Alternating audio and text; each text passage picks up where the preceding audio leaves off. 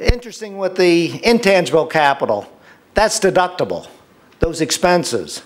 So effectively, the government is paying for 40% of that, and they're getting 40% of the return. So that's really stuff that should show up on the government balance sheet.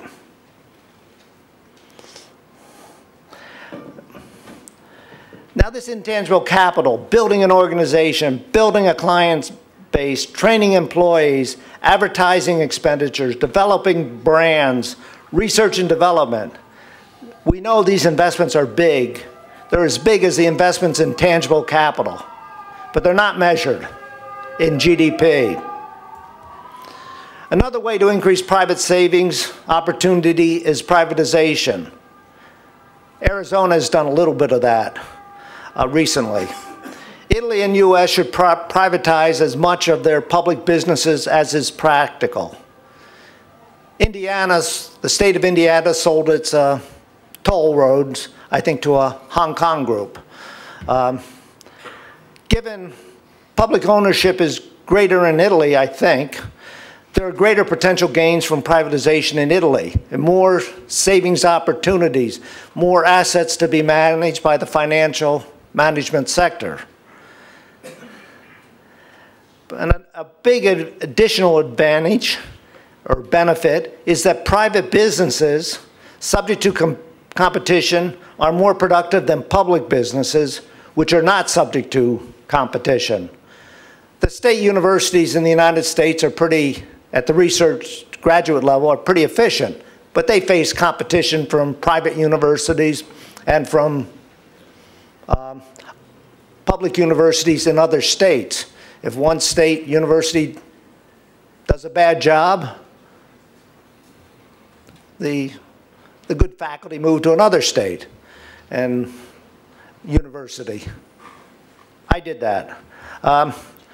Shifting to individual savings account permits a lowering of tax rates. And there's less deadweight loss associated. When you get high tax rates, you depress the economy. Matter of fact, Italy's at the point where if they increase taxes, rates, revenue will go down. The US is in the range where if they increase tax rates, revenue will stay the same. They'll get a bigger share of a smaller pie.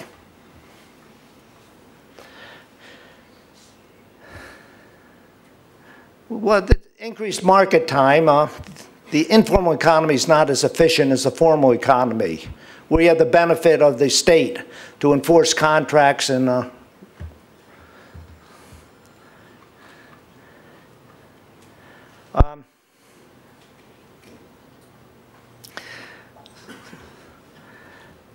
this asset management sector will get bigger. The sector performs well in the US, and it appears to is performing pretty well in Italy and getting bigger, and should get a lot bigger. Mutual funds permit one to have a highly diversified retirement portfolio at a very low cost. It used to be so expensive 30 or 40 years ago that mutual funds were small in the US. Now they're huge. The stock market is a highly liquid and efficient financial arrangement to share the risk of businesses. And you can transfer ownership very cheaply and fast. Brokerage costs have fallen so dramatically. They're almost zero now.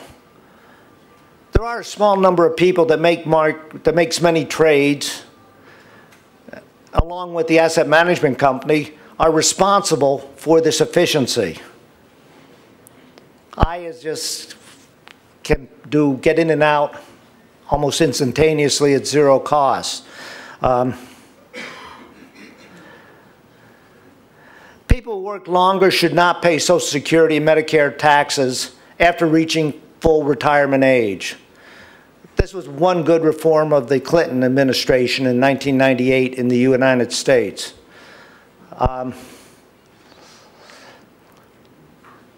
And they should get the benefits when they reach the full retirement age. Europe is making many reforms. They're indexing In Scandinavia, if you work an extra year, Finland, it more than proportionally increases your benefits. France said if you work after you hit the full retirement, you don't have to pay the 33% Social Security tax. In Italy is moving in that direction and has made some fundamental reforms. Italy has done a good job there, but they should build on that and do an even better job. Shouldn't be content with just doing well. You want to do great.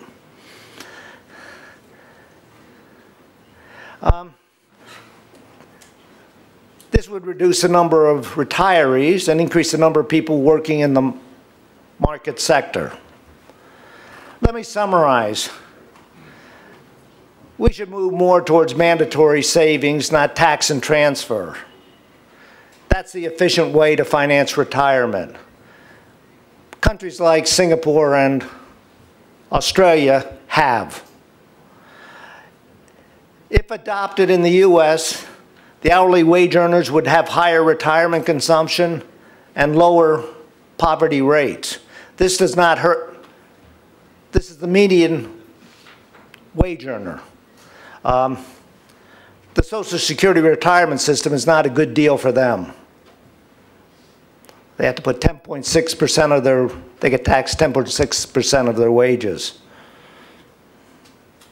If that was put in an individual savings account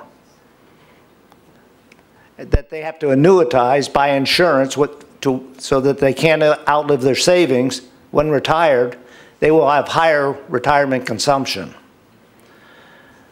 The U.S. has gone a long ways towards getting rid of the defined benefit pension plans.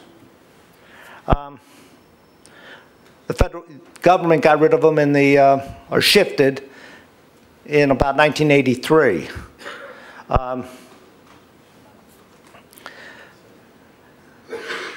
Private businesses, most of them have, with the exception of the airlines and the automobile plants, have as automobile companies have. Some mandatory annuitization makes sense. We don't want the retirees outliving their savings. What are good and bad policy regime changes? Good. Cut expenditure and therefore tax rates. Expands output. Follow pro-productivity growth policies. This is where Italy has to do. I was very worried in the U.S. The first thing Obama did was get rid of the cost-benefit analysis in government after being in effect for 28 years through the Reagan, Bush Sr., Clinton, and the younger Bush regimes. Why? He didn't want to have these new regulations reviewed because he had to make payoffs to his constituencies that got him elected. By the way, one of the constituencies that financed this campaign was Wall Street. They don't like him anymore. And now they're financing the opposition. Bad regime increase expenditures and therefore future taxes. This higher future taxes depress things now. People think, you're dealing with people. What's going to happen depends upon what you do now or what you think will happen. And just uncertainty, it's 50-50 chance. It's probably optimal to wait to see what happens and not invest. Don't cater to special interest group and block changes that increase productivity. That completes what I have to, I think, say today. I would like to thank you very much for your attention, and I don't know if there's question and answers. If afterwards or during breaks, I'll be glad to discuss things with you and be glad to be educated about there's a lot of things about Italy that I don't know and I want to know. Thank you.